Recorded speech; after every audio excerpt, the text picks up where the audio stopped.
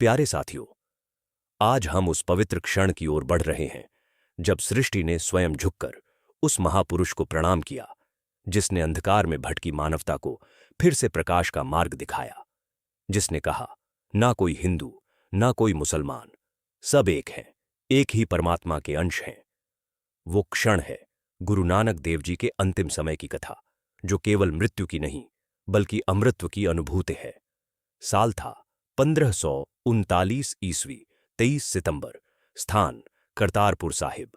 पंजाब के हरे भरे खेतों के बीच बसा वो शांत गांव जहां गुरु नानक देव जी ने अपने जीवन के आखिरी साल बिताए। सुबह की ठंडी हवा बह रही थी, पक्षी गा रहे थे, वाहे गुरु वाहे गुरु। नदी रावी के किनारे गुरुजी बैठे हैं, शांत, सौम्य और मुखमंडल पर दिव्य तेज है। उनके पास बैठा है उनका सबसे प्रिय शिष्य भाई लहणा, जो आगे चलकर गुरु अंगद देव जी कहलाए। गुरुजी बोले, लहणे, अब वह समय आ रहा है जब यह शरीर मिट्टी में मिल जाएगा, लेकिन नाम अमर रहेगा। जो वाहे गुरु का नाम जपेगा वह अमृतत्व को प्राप्त करेगा। भाई लहणा की आंखों से आंसू बह निकले।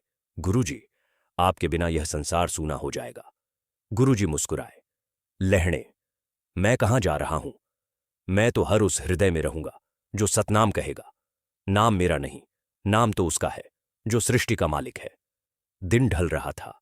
गुरुजी ने अपने शिष्यों को बुलाया। सिख भी आए, मुसलमान भी आए। सभी के दिल में एक ही प्रश्न, अब गुरुजी किस धर्म का अंतिम संस्कार करवाएंगे? क्योंकि गुरुजी को हिंदू भी अपना गुरु मानते थे, मुसलमान भी। एक मुसलमान शिष्य ने कहा, गुरुजी, हम आपको कफन में लपेटकर दफनाएंगे। एक हिंदू शिष्य बोला, नहीं, गुरुजी को चिता पर रखकर अग्नि संस्कार करेंगे। गुरुजी ने शांत स्वर में कहा, न कोई हिंदू, न कोई मुसलमान, सब एक हैं। तुम सब प्रेम से रहो। जब मैं इस देह को त्याग दूं तो मेरे शरीर पर फूल बिछा देना।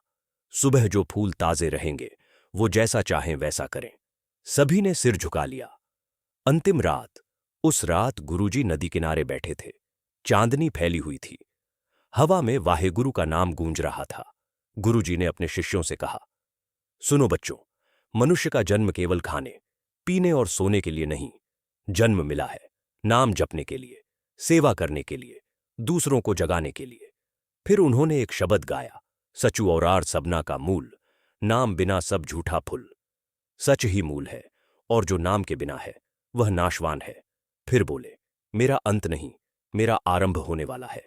जब भी कोई प्रेम से वाहेगुरु बोलेगा वहीं मैं रहूंगा। और वो ध्यान में लीन हो गए। शरीर एकदम स्थिर हो गया, आंखें बंद, चेहरा तेजस्वी, ओंठों पर हल्की मुस्कान।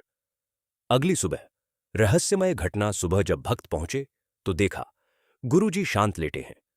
आसमान में प्रकाश की एक अजीब लहर दौड़ रही थी। हर चेहरा गीला था, हर हृदय रो रहा था। अब प्रश्न वही था, शव का संस्कार कैसे करें? हिंदू और मुसलमान दोनों के बीच वाद विवाद हुआ, पर सबको गुरुजी के शब्द याद आए, मेरे ऊपर फूल रख देना। तो सभी ने प्रेम से गुरुजी के शरीर पर फूल बिछा दिए। सुबह का चमत्कार। सुबह जब सब लौटे, कपड़ा हटाया गया तो सब चकित रह गए।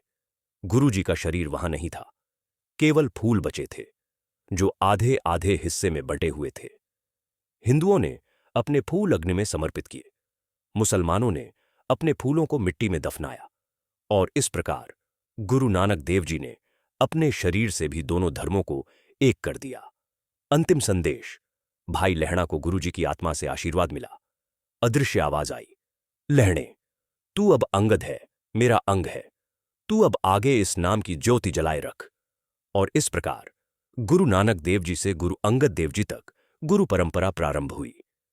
प्यारे साथियों, गुरु नानक देव जी की देह तो समाप्त हुई, पर उनका नाम, उपदेश और प्रेम आज भी संसार को प्रकाश दे रहा है।